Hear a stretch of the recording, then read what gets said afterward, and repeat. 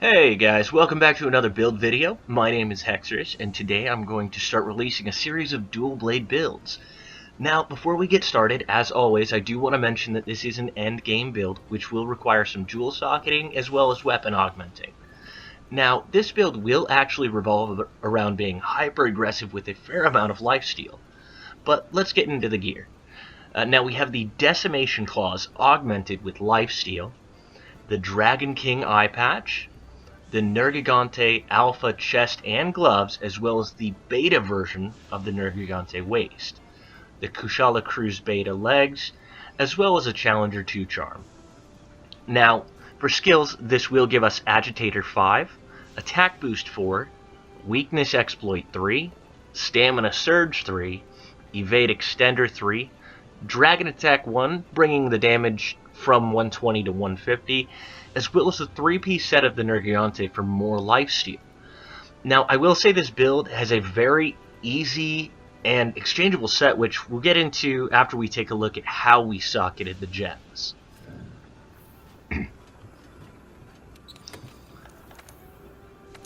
Now, the attack jewel in the Decimation claws will be added there, the refresh jewel in the Dragon King eye patch for the extra boost in stamina, the Dragon Jewel in the chest slot, Tenderizer Jewel in the Nergigante coil, and a Jumping Jewel in the Kushala Cruz to bring your evade extender from 2 to 3. Now, the reason I love this set is due to how extremely customizable it is with very little effort. I originally played around with it and came to discover that we can actually switch up the build in several different ways, just depending on the fight. For example, if you want to take out the Kushala Cruz beta and put on, say, the Valhazak Greaves beta, you can simply add an Effluvia gem into those leggings to completely negate the Effluvia from Valhazak by sacrificing Evade Extender. It also has the Dragon 1 element, which will boost your dragons to the weapon cap of 160. Or if you happen to be lucky enough to have a second attack gem, you can actually switch out the Dober Greaves beta socketed with that second attack jewel to bring your attack boost to attack 7. Coupling that with Agitator's plus 20 attack would give you a whopping plus 41 attack during that enraged state. Or another idea to swap out the legs for the Xenojiva beta. If you drop the Dragon Gem, you can add 3 quick sharpening jewels to get the Flint free and Speed Sharpening 3. Or if you're like my buddy Michael, don't play with pants at all. In game, of course. or out of game, I'm not judging. But the list goes on. I encourage anyone making this build to play around with it and make it your own. But for this particular run, I am going to showcase the build actually using the Valhazak Greaves, simply because we're going to be showcasing the build against a tempered Valhazak.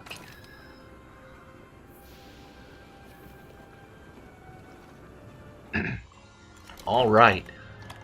So now we're going to go ahead and just equip some flash pods. I'm going to go ahead and eat a Might Seed here in a minute.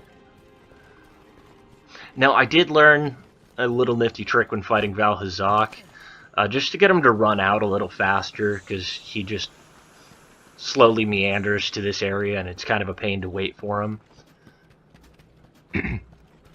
But what you do is you actually end up hitting him with, or not hitting him, but if you throw a flash pod or two, you can usually get him to sprint into the area.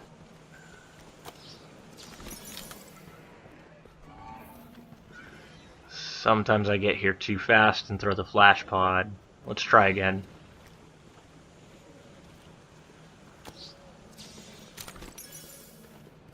I don't hear him. Let's take a look. Where is he at? Oh, there he is. There we go. Now he's sprinting in. Let's go ahead and actually throw on a Rocksteady Mantle here.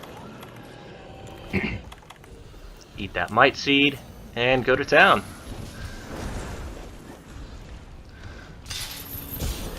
Go into demon mode here. Now, as you can see, the lifesteal is just going to really start chunking my health back up pretty quick. The only time I really like to use that demon combo is when he's standing still. I really don't like locking myself into place. Otherwise, your triangle attack does do a significant amount of damage. but I also really enjoy the mobility of this weapon. As you can see, I mean, the circle is basically a free dodge, and having that Stamina Surge 3 lets me switch in and out of the Demon mode basically on command. I don't really need that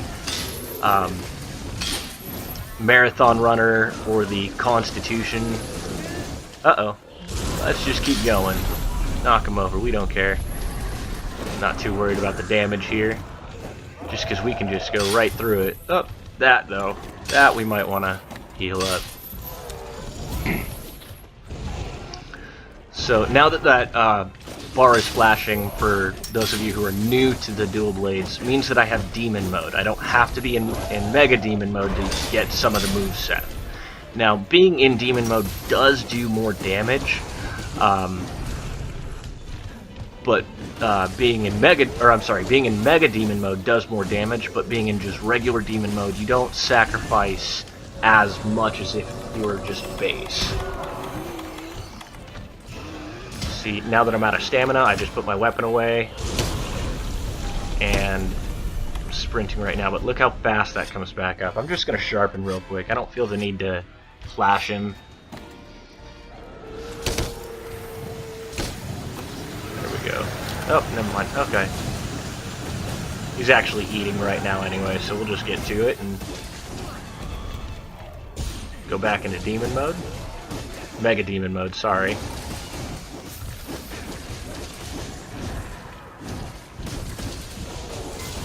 There we go.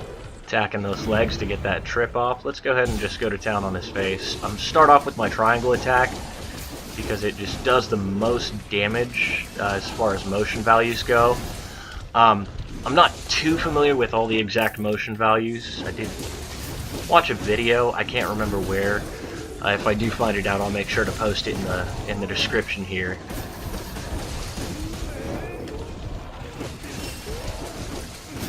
Then we just keep going.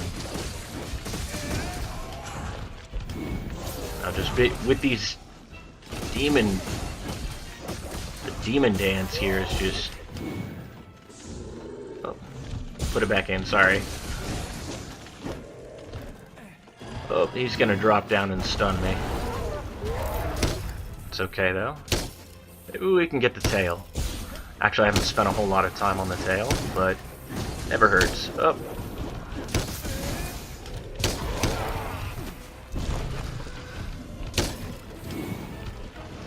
Alright, he's gonna...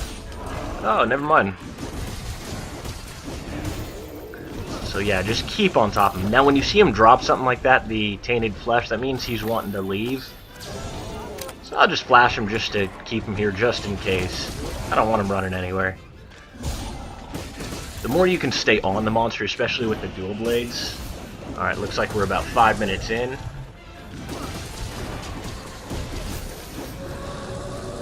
I want to see if I can clear this under 8 minutes with this build. Agitator kicked in for that nice bonus and damage and a little bit of affinity.